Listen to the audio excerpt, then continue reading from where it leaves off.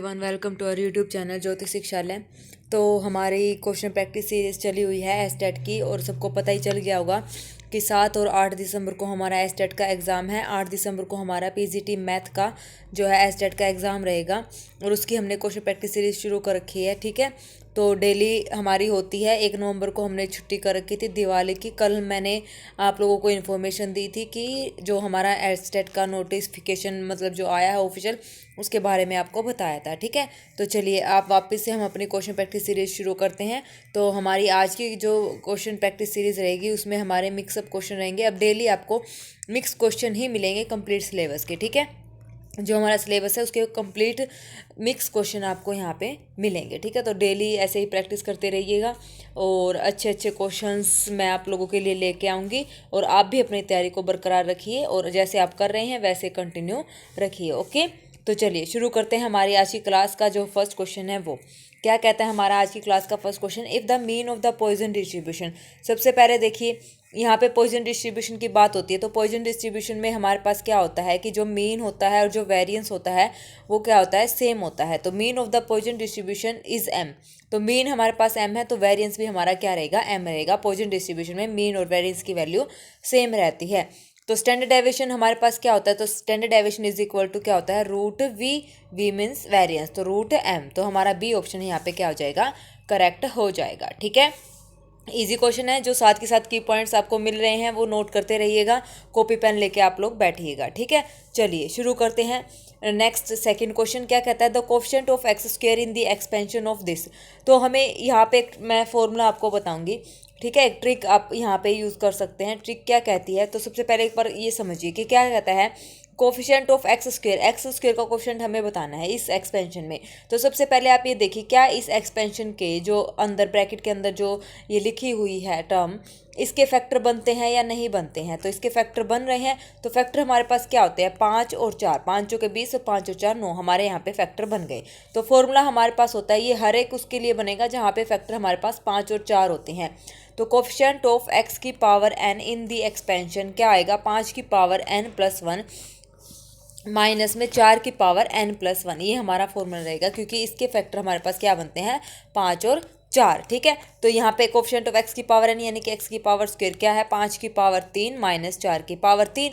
तो 25 25 125 माइनस 4 चौके 16 चौके 64। तो कितना आ जाएगा हमारे पास, यहाँ पे आ जाएगा ये 64 है, यहाँ से इसको माइनस करेंगे तो 61। सी ऑप्शन हमारा यहाँ पे क्या हो जाएगा, करेक्ट हो जाएगा। ये इसका शॉर्टकट मेथड है, हम इसको ऐसे फाइंड आउट कर सकते हैं। ओके, आया समझ में। चलिए next question, the centroid of A triangle formed by the lines. Centroid हमें निकालना है ट्रायंगल का। सबसे पहले हम इन तीनों लाइनों से जो ट्रायंगल बनता है पहले हम वो बनाते हैं। सेंट्रोइड सबको पता है, सेंट्रोइड का फॉर्मूला हमारे पास क्या होता है, x1 plus x2 plus x3 divided by 3, और y1 plus y2 plus y3 divided by 3। और जो सेंट्रोइड होता है वो क्या होता है, मीडियन हमारे पास होता है। ठीक है, मीडियन हमारे पास होता है। तो अभी यहाँ से इसका डायग्राम बनाएंगे, x0 और y0। तो यहाँ पे ये हमारे पास है x0 और ये है y इज इक्वल टू 0। तो यहाँ से बनाएंगे x plus Y is equal to 1। तो जैसे हम 9th 10th में जो ग्राफ बनाते थे वैसे ही x और y, जब x 0 तो y 1, और जब y 0 है तो x की वैल्यू 1 है। तो ये इस टाइप से हमारा ट्रायंगल बन जाएगा। ये पॉइंट होंगे 1 0 और ये पॉइंट होगा 0 और 1। ठीक है, इसको नाम दे दो O A और B। ठीक है, अब यहाँ से O का मतलब यहाँ पे पॉइंट कौन सा है, 0 0 0 0। तो ट्रायंगल हमारा ये बन गया। अब यहाँ से इसका मीडियन क्या होता है, बीच वाला पॉइंट जो मतलब जो मीडियन होगा वही इसका क्या होगा, हमारे पास सेंट्रोइड होगा। और सेंट्रोइड का अभी फॉर्मूला बताया था x1 plus x2 plus x3। तो यहाँ पे ये x1 है, ये x2 है, ये x3 है, y1 y2 y3। इनको फर्स्ट पॉइंट को ऐड करेंगे तो 1/3, और y1 y2 y3 को ऐड करेंगे तो 1/3। तो यहाँ से हमारा सी ऑप्शन क्या है, करेक्ट हो जाएगा। ठीक है, आ गया समझ में। तो एक दो एक्स्ट्रा बातें हो देखिए। अभी ये तो था हमारे पास क्या, सेंट्रोइड। सेंट्रोइड का मतलब हमारे पास होता है मीडियन। अब एक पॉइंट आता है हमारे पास इन सेंटर। ये मैंने पिछली वीडियोस में आपको द पॉइंट का जो चैप्टर है वो बहुत अच्छे से वहाँ पे करवा रखा है, उसमें अच्छे से डिटेल में बता रखा है कि incentre, orthocentre, circumcentre कैसे फाइंड आउट करते हैं। इन सेंटर हमारे पास होता है एंगल बायसेक्टर। क्या होता है, एंगल बायसेक्टर हमारे पास होता है। ऑर्थो सेंटर हमारे पास होता है एल्टीट्यूड। ठीक है, जो लंब होता है वो हमारे पास क्या होता है, ऑर्थो सेंटर होता है। दूसरा उसके बाद है सर्कम सेंटर। सर्कम सेंटर हमारे पास होता है परपेंडिकुलर बायसेक्टर। ठीक है, ऑफ साइड। ये हमारे पास कुछ मेन पॉइंट्स हैं जो आपको पता होने चाहिए। ओके, तो ये प्लेलिस्ट में देख लेना, द पॉइंट नाम से एक चैप्टर है, वहाँ पे ये सारी चीज़ें आपको अच्छे से डिस्कस की गई हैं। ओके, चलिए next question, equation of a line passing through the point A B and point of intersection of line this and this will be. तो देखिए, सबसे पहले इक्वेशन ऑफ ए लाइन हमें बतानी है। अगर हमारे पास दो पॉइंट्स हैं, इक्वेशन ऑफ लाइन कैसे निकालते हैं, y minus y one is equal to m x minus x one. ये equation of line find out करने का तरीका है, जहाँ पे हमें दो पॉइंट्स क्या हैं, गिवन होते हैं, 2 points given, then we can find equation of line this formula. उसके बाद हमारे पास क्या है, अब इसने बोला है कि पॉइंट ऑफ इंटरसेक्शन हमारे पास है इन दो लाइंस का। तो पॉइंट ऑफ इंटरसेक्शन के लिए हम क्या करते हैं, लैम्डा से इसको कनेक्ट कर देते हैं। तो ए एक्स प्लस में बी वाई माइनस में ए बी प्लस में लैम्डा बी एक्स प्लस में ए वाई माइनस में A B is equal to हमारे पास क्या है, यहाँ से 0। अब लैम्डा कनेक्ट कर दिया, अब हमें यहाँ से लैम्डा की वैल्यू चाहिए। लैम्डा की वैल्यू कैसे आएगी, पॉइंट हमारे पास क्या है, पासिंग ए बी, तो एक्स को ए रख दो, वाई को बी रख दो, तो वहाँ से हमारे पास इक्वेट करेंगे 0 के इक्वल, तो यहाँ से हमारे पास लैम्डा की जो है वैल्यू आ जाएगी। फिर उस लैम्डा की वैल्यू को हम इसमें पुट कर देंगे। पुट करने के बाद हमारे पास ये रिक्वायर्ड इक्वेशन यहाँ से निकल आएगी। एक तरीका हमारा ये। दूसरा तरीका हम करते हैं शॉर्टकट से। पासिंग पॉइंट हमारे पास ए भी है, तो इन सब में पुट करके देख लो, जो राइट हैंड साइड को सेटिस्फाई करेगा वही हमारे पास क्या आ जाएगा, राइट हैंड साइड के इक्वल आएगा, वही हमारे पास क्या आ जाएगा, ये राइट हैंड साइड है, लेफ्ट हैंड साइड है, तो आंसर आ जाएगा। तो अब यहाँ से देखिए ए बी, तो यहाँ से हमारे पास इक्वेशन राइट साइड में बनेगा ए स्क्वेयर बी प्लस में ए बी स्क्वेयर। जब मैं यहाँ पुट करूँगी तो ये बन जाएगा ए क्यूब और ये बी क्यूब, तो ये फर्स्ट ऑप्शन हमारा यहाँ पे क्या हो जाएगा, गलत। सेकंड में भी ए स्क्वेयर बी माइनस और यहाँ पे प्लस, तो ये सेकंड में हमारा गलत हो जाएगा। अब दोनों में माइनस है, यहाँ पे एक प्लस है एक माइनस, तो भी ये गलत है क्योंकि हमें दोनों इक्वल चाहिए। तो यहाँ से थर्ड में देखिए ये बन रहा है a square b minus a b square, और यहाँ से पुट करेंगे a square b minus a square a b square, तो यानी कि सेटिस्फाई हो गया। तो थर्ड ऑप्शन हमारा यहाँ पे क्या हो जाएगा, करेक्ट हो जाएगा। ठीक है, आ गया समझ में। Next question, if Y X is equal to this, integration हमें इसका करना है, तो इसका हमें पहले पता होना चाहिए कि ये किसके इक्वल है, मतलब इसकी वैल्यू हमारे पास क्या है। तो आप लोगों ने बाइनोमियल का जब चैप्टर पढ़ा होगा तो उसमें मैंने आपको एक्सपेंशन बताई थी, 1 माइनस 1 प्लस एक्स की पावर माइनस 1, 1 माइनस एक्स की पावर माइनस 2, 1 प्लस एक्स की पावर माइनस 2। ये 4 एक्सपेंशन मोस्ट इंपॉर्टेंट है, ये आपको पता होना चाहिए। यहाँ माइनस है यहाँ माइनस है, तो ये एक्सपेंशन खुलेगी 1 plus X square plus x cube, through out हमारे पास क्या चलेगा, प्लस। अब नीचे प्लस है ऊपर माइनस है, तो एक प्लस एक minus, 1 minus X plus X square minus X cube plus up to सोनी ऐसे खुलेगी। यहाँ पे माइनस है दोनों तरफ, तो सारे प्लस आएंगे, तो 1 प्लस ही हो जाएगा 2x plus 3x square plus 4x cube, ये इस टाइप से हमारे पास खुलेगी, प्लस अप टू सोन। इसमें alternate sign 1 minus 2x minus 3x square plus 4x, 1 minus 2x plus 3x square minus का 4x cube plus up to so on, ऐसे ये सारी कॉपी में आप नोट डाउन कर लेना। अब ये किसकी बनी है, ये हमारे पास बनी है 1 माइनस एक्स की पावर माइनस 2 की, तो यहाँ पे वैल्यूज पुट कर दो, तो यानी कि ये हमारे पास इंटीग्रेशन 1/1 या फिर सीधा ऐसे लिख दो, ये बनेगी हमारे पास इंटीग्रेशन 1 माइनस एक्स की पावर माइनस 2 की वैल्यू। इंटीग्रेशन करेंगे तो 1 माइनस एक्स की पावर माइनस 2 प्लस 1 माइनस 1 और माइनस 1 एक नीचे, मतलब जो नीचे आएगा वो मैंने यहाँ पे लिख दिया, साथ में प्लस में C is equal to Y. अब यहाँ से क्या करना है, Y 0 is equal to 0, C की value 0 is equal to minus का 1 क्योंकि एक्स की वैल्यू 0 है, और प्लस में सी, तो सी की वैल्यू हमारे पास कितनी आ जाएगी, यहाँ से हमारे पास आ जाएगी 1। ठीक है, सी की वैल्यू हमारे पास एक मिनट माइनस का है ना, और हमें क्या करना है, यहाँ से वैल्यू पुट करनी है, तो इसको मतलब इसको मैं 1/1 माइनस एक्स, तो माइनस का 1 है प्लस का सी की वैल्यू हमारे पास आ जाएगी 1। तो यहाँ से पुट करेंगे तो हमारे पास जो आंसर आएगा वो आएगा 1 में ये है हमारे पास 1 माइनस एक्स, साथ में माइनस प्लस में 1, तो ये हो जाएगा माइनस का 1 प्लस 1 माइनस एक्स, 1 से 1 माइनस की गलती हो गई भाई, कहाँ हुई है, एक मिनट देखते हैं दोबारा। ये हमने इंटीग्रेशन किया, ये हमारे पास वैल्यू आई 1 माइनस एक्स की पावर माइनस 1, नीचे हमारा माइनस 1 और प्लस में हमारा सी, तो यहाँ से हमारे पास क्या हो गया, हाँ एक मिनट, ये इसका करेंगे और एक्स का भी तो ये करना है, एक्स का हमारे पास क्या हो जाएगा, माइनस का 1, एक माइनस ही आ जाएगा तो प्लस हो जाएगा, तो 1/1 माइनस एक्स प्लस में सी, ये हमारे पास वाई की वैल्यू आ जाएगी। ठीक है, तो हमारे पास एक्स का भी तो होगा ना, क्योंकि देखो 2x का जब मैं इंटीग्रेशन करती हूँ तो ये 2x स्क्वेयर बाय 2 हो गया, 2x का। अब यहाँ से हमारे पास ये हो जाएगा, मान लो कैसे बताऊँ मैं, मतलब आप समझ ही गए होगे ना, x का भी हमारे पास होगा तो एक साइन वहाँ से आ जाएगा।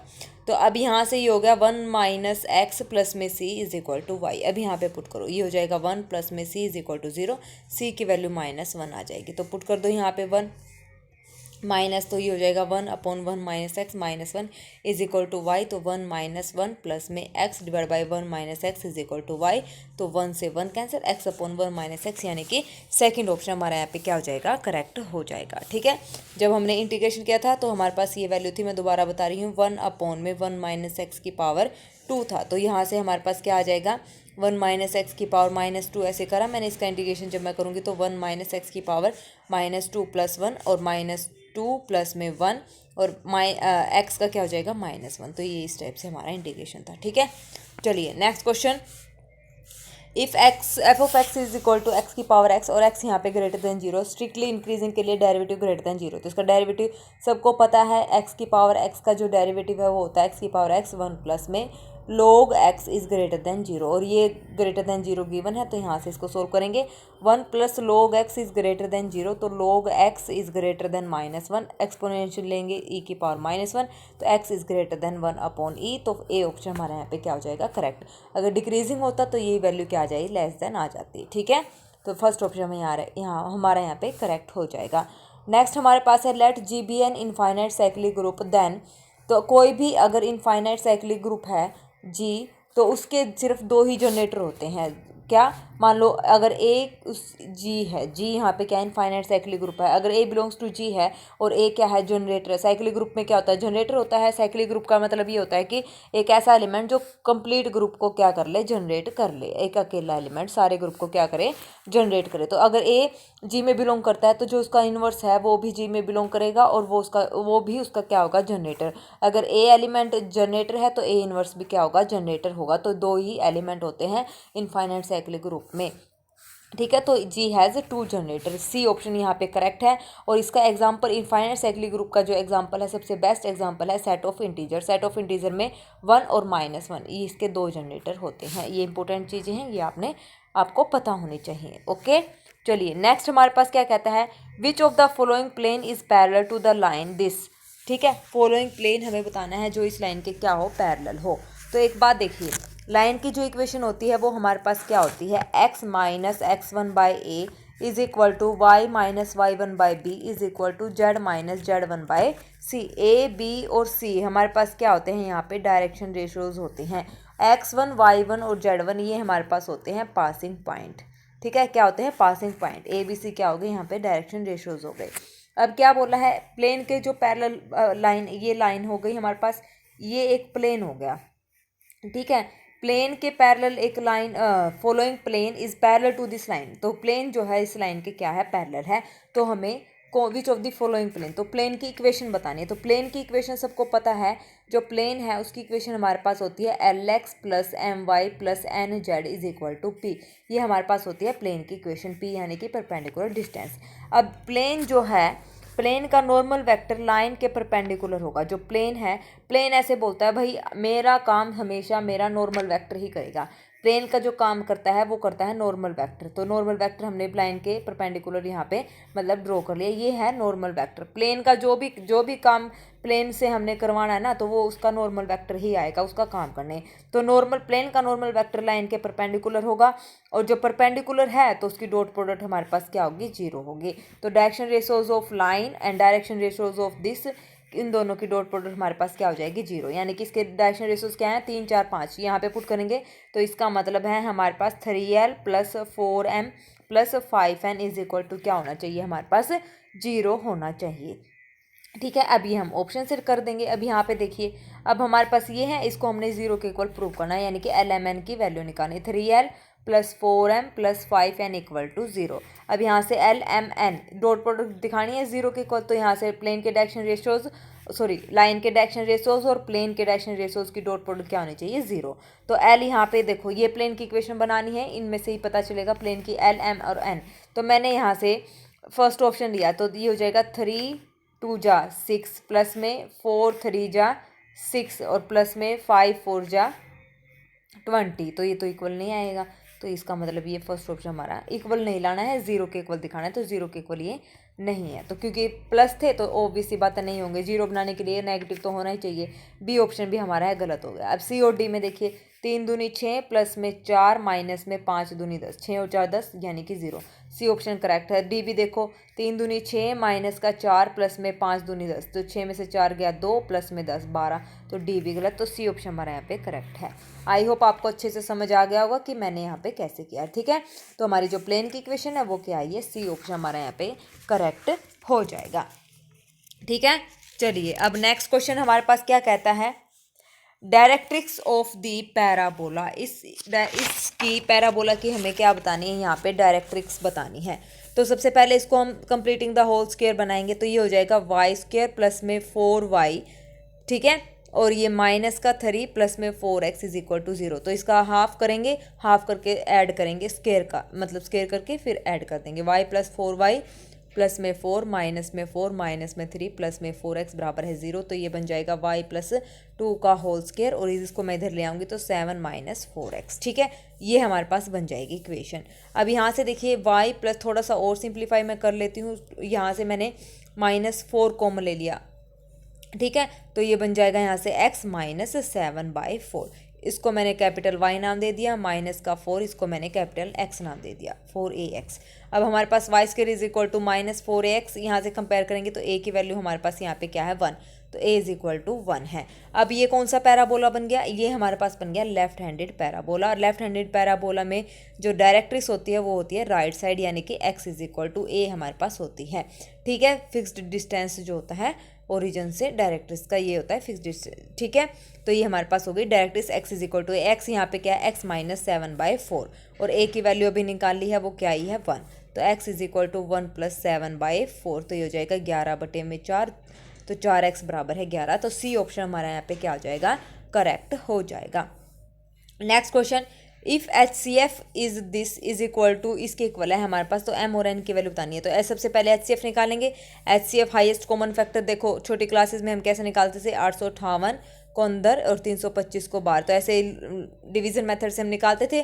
तो ऐसे जब इसका HCF हम निकालेंगे तो इसका HCF हमारे पास आएगा 13, तो 13 बराबर में 858 m प्लस में 325 n, और m और n की वैल्यू बतानी है। तो m और n की वैल्यू बता देना, यहाँ पे वैल्यूज पुट करके by hit and trial method से हम कर लेंगे। लेफ्ट हैंड साइड के इक्वल आनी चाहिए, तो यहाँ से आपका जो आंसर आएगा फर्स्ट ऑप्शन यहाँ पे करेक्ट हो जाएगा, ठीक है। जब इसको सोल्व करेंगे तो 13 के इक्वल आ जाएगी value, okay. Next 11, solution of the differential equation. यहाँ से हमें डिफरेंशियल इक्वेशन का सॉल्यूशन निकालना है, और वैल्यू जो मतलब वैल्यूज़ गिवन है y2 पे 2/√3 हमारे पास गिवन है, तो कंप्लीट इसका सॉल्यूशन आप लोगों ने निकालना है। तो dx के अपोन में ये dy इधर y√y² - 1, और यहाँ से is equal to dx upon में x√x² - 1, इंटीग्रेटिंग बोथ साइड। तो ये बनता है हमारे पास सीकेंट इनवर्स y का फॉर्मूला। तो ये हो जाएगा secant inverse y is equal to secant inverse x plus में c। वैल्यू पुट कर दो, x की जगह 2, तो सीकेंट इनवर्स 2 प्लस में c, और y की जगह 2/√3, तो सीकेंट इनवर्स 2/√3, और सीकेंट इनवर्स 2/√3 की वैल्यू होती है π/6, और यहाँ से सीकेंट इनवर्स 2 की वैल्यू π/3 प्लस में c। तो यहाँ से सोल्व करेंगे, c की वैल्यू आ जाएगी माइनस का π/6, ठीक है। तो यहाँ पे पुट करेंगे माइनस का π/6, तो ये हो जाएगा secant inverse y is equal to secant inverse x minus π/6 हो जाएगा। y की वैल्यू निकालनी है, तो ये हो जाएगा secant of secant inverse x minus π/6, ये हमारा आंसर आ जाएगा, ठीक है। आ गया समझ में, इजी क्वेश्चन था ना। चलिए next, if a is equal to this, ये है यहाँ से मैं 3 कॉमन ले लूँ तो ये 1 0 0 0 1 0 0 0 1 आइडेंटिटी मैट्रिक्स हो जाएगी, यानी कि 3i। a की वैल्यू है 3i, a की 5, तो यहाँ से गुना कर दो, तो 3 की पावर 5 इंटू आई की पावर 5 तो i ही होता है, तो 3 की पावर 5 को मैं लिख सकती हूँ 3 की पावर 4 इंटू 3i, तो 3 की पावर 4 81, और 3i किसके इक्वल है, a के इक्वल, तो 81a हमारा यहाँ पे आंसर आ जाएगा, ठीक है। इजी क्वेश्चन था ये भी। चलिए next, let a is equal to x y, y is equal to e x, x belongs to R, तो y is equal to e x का जो ग्राफ होता है एक्सपोनेंशियल फंक्शन का वो हमारे पास इस टाइप से होता है, वाई इज इक्वल टू ई की पावर एक्स का, और Y is equal to X की जो लाइन होगी वो हमारे पास इस टाइप से होगी, Y is equal to X. तो यहाँ से देख लो क्या ये एक दो कंटेंट तो है ही नहीं, ए और बी, इंटरसेक्शन क्या है, इंटरसेक्शन कुछ भी पॉइंट कॉमन आ ही नहीं रहे, तो फाई सी ऑप्शन यहाँ पे करेक्ट हो जाएगा, डी भी हमारा गलत है। ठीक है, कुछ क्वेश्चन तो बहुत ही ईजी हैं, ग्राफ से हो जाते हैं। नेक्स्ट, इस डिटरमिनेंट की वैल्यू 0 है, देन एक्स की वैल्यू हमें बतानी है, तो सारे पॉइंट्स कलेक्ट करो, 0 1 3 -3 ये पॉइंट्स हैं, 0 सब में कॉमन है तो 0 पे हम चेक नहीं करेंगे। ठीक है, अब बात आई 1 3 -3, तो यहाँ पे वैल्यूज पुट कर करके देखेंगे, एक्स की जगह मैंने 1 रख दिया तो ये हो जाएगा 2 1 1 1 2 1 1 1 2। अब इसका डिटरमिनेंट सोल्व कर सकते हैं, बिल्कुल आसानी से कर सकते हैं, तो ये हो जाएगा 2 इंटू में 2 2 ज़ा 4 -1, फिर माइनस का 1 यहाँ से आ जाएगा 2 माइनस का 1, फिर प्लस का 1 यहाँ से आ जाएगा 1 माइनस का 2। जब पुट करूँगी तो 0 अगर आता है तो ये मतलब 3 भी इसका एक रूट होगा, मतलब x की वैल्यू होगी, तो ये हो जाए 4 में से 1 गया 3 3 दूनी 6 माइनस का 2 में से 1 गया 1 1, तो यहाँ से माइनस का 1 तो ये कैंसिल, तो इसका मतलब 3 यहाँ से माइनस का 1, हाँ तो 6 माइनस का 2, ये कैंसिल नहीं होंगे, माइनस का 1 और माइनस का 1, तो 6 -2 कितना हो जाएगा 4, तो इसका मतलब ये 0 के इक्वल नहीं है, तो 3 यहाँ पे ऑप्शन नहीं होगा। तो जहाँ जहाँ 3 है वो काट दो, फर्स्ट ऑप्शन काट दो और डी ऑप्शन यहाँ पे काट दो। और अब ये 1 पुट करें, 1 पुट कर 3 नहीं, 3 तो हम करेंगे तो 3 भी नहीं होगा, और 1 जहाँ पे है 1 वाला भी काट दो, तो ये 1 भी यहाँ पे सेटिस्फाई नहीं हो रहा है, क्योंकि ये मैंने x इज इक्वल टू 1 के लिए करा था, 3 के लिए भी ये सेटिस्फाई नहीं होगा, 3 करेंगे तो यहाँ आ जाएगा 3 और 1 4, यहाँ पे 4 यहाँ पे 4, तो अभी इसका डिटरमिनेंट 0 नहीं आएगा, तो इसका थर्ड ऑप्शन यहाँ पे क्या हो जाएगा, करेक्ट हो जाएगा। ये वैल्यूज़ आप 3 पुट करके आप लोग देखना कि 0 आता है नहीं आता। ठीक है, तो थर्ड ऑप्शन इसका है, -3 पे ये 0 आ जाएगा, तो थर्ड ऑप्शन यहाँ पे करेक्ट हो जाएगा। Next question, if f R to R where R is a set of real number such that f of x is equal to ई की power x, then f is, तो f हमें बताना है कि सर्जेक्टिव का मतलब क्या है, ऑन टू, इंजेक्टिव का मतलब है 1 1, और बाइजेक्टिव का 1 1 onto, neither 1 1 nor onto. तो अब एक बात देखिए, फंक्शन जो डोमेन और कोडोमेन हमारे पास क्या गिवन है, डोमेन और codomain set of real number, positive और नेगेटिव नंबर, पॉजिटिव और नेगेटिव नंबर, और ऑन टू के लिए सबसे पहली कंडीशन जो इजी है वो क्या है, range is equal to codomain अगर हमारे पास है तो वो फंक्शन कैसा है, यहाँ से हमारे पास ऑन टू हो जाएगा। अब रेंज क्या होती है हमारे पास, एक्सपोनेंशियल फंक्शन की रेंज सबको पता है 0 से इन्फिनिटी होती है, पॉजिटिव नंबर्स जितने भी आएंगे वो सारे उसकी रेंज होंगे। ठीक है, अब रेंज जो है, और कोडोमेन में क्या है, पॉजिटिव और नेगेटिव दोनों नंबर हैं, तो इसका मतलब ये इक्वल नहीं है, तो इसका मतलब ये ऑन टू यहाँ पे नहीं बनेगा। तो ठीक है, ऑन टू तो ये फंक्शन हमारा नहीं है। अब ये ऑन टू भी क्यों नहीं है, और ऑन टू की डेफिनेशन क्या कहती है, ऑन टू की डेफिनेशन ये कहती है कि एवरी नंबर, एवरी, ये जो हमारे पास ये कोडोमेन है ना, कोडोमेन के हर एक एलिमेंट की प्री इमेज एग्जिस्ट होनी चाहिए। ठीक है, every number has a pre image.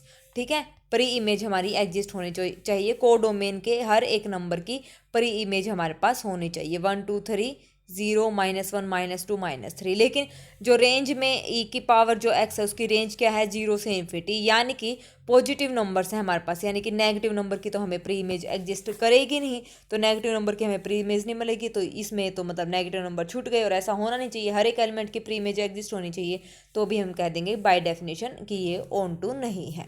ठीक है, तो फर्स्ट ऑप्शन दोनों से समझ आ गया ना, अगर रेंज कोडोमेन के बराबर है तो आंख बंद करके उसको क्या कर दो, ऑन टू के वो ऑन टू है, ये एक रिजल्ट है और बेहतरीन रिजल्ट है। ठीक है, तो यहाँ से फर्स्ट ऑप्शन यहाँ पे गया, तो बाइजेक्टिव भी नहीं होगा क्योंकि अगर ऑन टू ही नहीं है। अब 1 1 के लिए देखो, मैंने यहाँ पे ले लिया दो डिफरेंट इमेज ले ली, दोनों इमेज बराबर हैं, तो मैं यहाँ पे शो कर दूंगी कि एलिमेंट क्या है, सेम है।